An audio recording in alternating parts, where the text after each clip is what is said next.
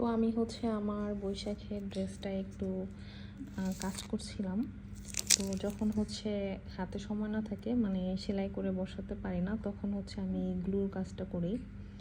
আর এখানে হচ্ছে আমি ডলার বসাচ্ছি।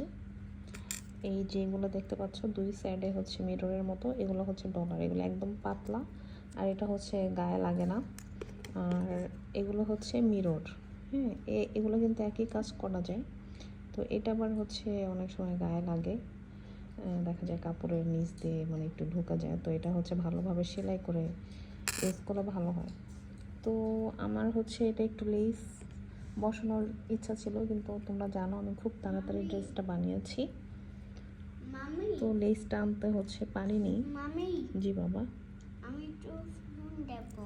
একটু ফোন দেখবে? এই যে হয়ে গেছে, মাম্মি একটু ভিডিও করে নিই। তো হঠাৎই মনে হলো যে আমার কাছে তো কিছু মিরর টিরর আছে।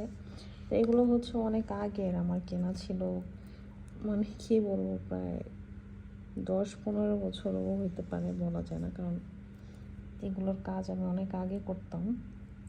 তো মাঝে একবার করছিলাম, সেটা হচ্ছে আমার গোল্ডেন ড্রেসটা তোমরা দেখছো, ওইটাই কিছু